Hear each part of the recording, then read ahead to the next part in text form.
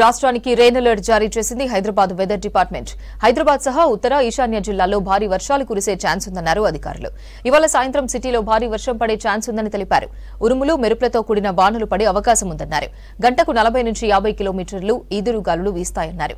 పశ్చిమ నైరుతి దిశ నుంచి రాష్ట్రం వైపుకు గాలులు వీస్తున్నట్టు చెప్పారు. ప్రస్తుతం నైరుతి రుతుపవనాల ప్రభావంతో రాష్ట్రంలో వర్షాలు కురుస్తున్నాయంటున్న హైదరాబాద్ వెదర్ ఆఫీసర్ శ్రావణితో హరిత ఫేస్ టు ఫేస్. ఉదయం అంతా వేడిమి వాతావరణం, సాయంత్రం నుంచి మనకు వర్షాలు మొదలవుతున్నాయి. మరి రానున్న రోజుల్లో వెదర్ ఎలా ఉంటుంది, అట్లాగే ఇటు ఋతుపవనాల కదలికలు ఎలా ఉన్నాయి, పూర్తి డీటెయిల్స్ అడిగి తెలుసుకుందాం. మనతో పాటు హైదరాబాద్ వాతావరణ శాఖ సీనియర్ అధికారి శ్రావణి గారు ఉన్నారు. మేడం, నిన్న చూసాము చాలా చోట్ల సడన్ రెయిన్ చూసాము. ఈ రోజు ఎలా ఉండబోతుంది? దాంతోపాటు జిల్లాలో ఏ జిల్లాలకు అలర్ట్స్ ఇచ్చారు? ప్రస్తుతానికి చూసుకున్నట్లయితే ఋతుపవనాల్లో కదలిక కొంచెం చురుకుగానే ఉందని చెప్పొచ్చు. ఈ ఋతుపవనాల యొక్క ప్రభావం వల్ల యాక్టివ్ స్టేటస్ వల్ల ఏంటంటే రాష్ట్రంలో చాలా చోట్ల మోస్తరు వర్షం నుంచి ఒక్కొక్క చోట్ల భారీ వర్షపాతం కూడా నమోదవడం అయితే జరుగుతుంది. గత 2 రోజులుగా చూసుకున్నట్లయితే మన కరీంనగర్లోని నిన్న ఆదిలాబాద్ మరియు కొమరంభీం ఆసిఫాబాద్ పరిసర ప్రాంతాల్లో మనకి 1-2 చోట్ల భారీ వర్షపాతం నమోదవడం అయితే జరిగింది.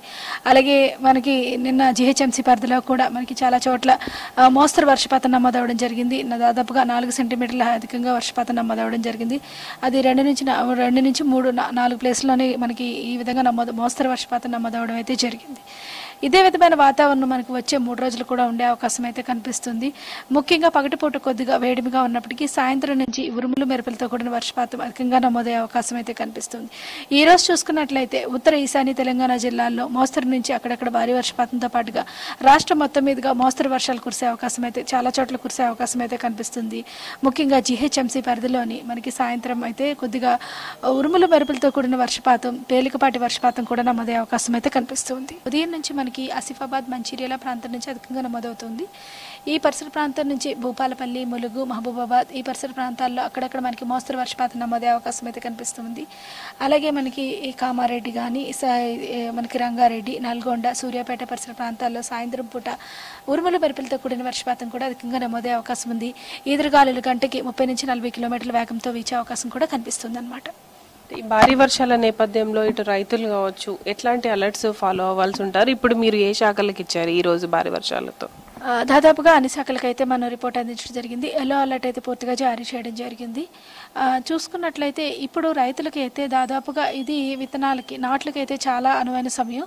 దాదాపుగా ఈ సమయంలో నాట్లు నాటుకోవడం వల్ల కొద్దిగా మనకి జూలై 1st వీక్కి కొద్దిగా మొలకలు వచ్చే అవకాశం అయితే కనిపిస్తుంది. కానీ ఇంకా కొన్ని జిల్లాల్లోని సరాసరి వర్షపాతం తక్కువగా నమోదవుతుంది కాబట్టి ఎక్కడెక్కడైతే మనకి దక్షిణ మరియు ఈశాన్య తెలంగాణ జిల్లాల్లో గత వారం రోజులుగా కూడా సాధారణ వర్షపాతం నమోదవుతున్నందున ఇది కొద్దిగా నాట్లకి అనువైన సమయంగా చెప్పొచ్చు అనమాట. జూలై 2వ వారంకి మొత్తం భారతదేశానికి మొత్తం చేరుకునే అవకాశం అయితే కనిపిస్తుంది మనకి ఋతుపవనాలు. తర్వాత నుంచి మనకి బంగాళాఖాతంలో అల్పపీడనాలు ఏర్పడే అవకాశం ఉంది. అల్పపీడనాల ప్రభావం వల్ల మరియు వాయుగుండాల ప్రభావం వల్ల మనకి రాష్ట్రంలోని మరింత వర్షపాతం సమృద్ధిగా కురిసే అవకాశం అయితే కనిపిస్తుంది. ఈ సంవత్సరం సాధారణం కంటే అధికంగా కూడా నమోదే అవకాశం అయితే కనిపిస్తుంది.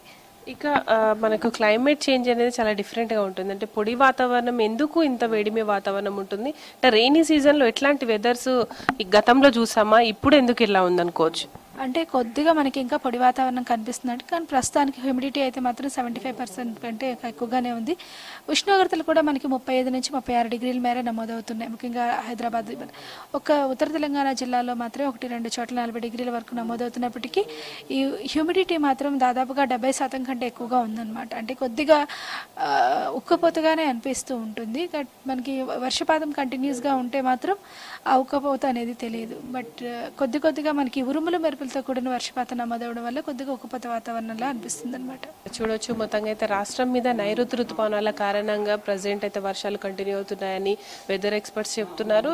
ఈ రోజు అయితే చాలా జిల్లాలకైతే భారీ వర్షాల అలర్ట్స్ అయితే కొనసాగుతున్నాయి. ముఖ్యంగా ఉత్తర ఈశాన్య జిల్లాల్లో భారీ వర్షాలకు ఛాన్స్ ఉందని చెప్తున్నారు. అయితే పగటిపూట ఉష్ణోగ్రతలు పెరుగుతూనే సాయంత్రం పూట వర్షాలు రానున్న రోజుల్లో కూడా కంటిన్యూ అయ్యే ఛాన్స్ ఉంది. ఇది వెదర్కి సంబంధించిన లేటెస్ట్ ఇన్ఫర్మేషన్. కెమెరా పర్సన్ వినోద్తో హరిత, V6 న్యూస్, హైదరాబాద్.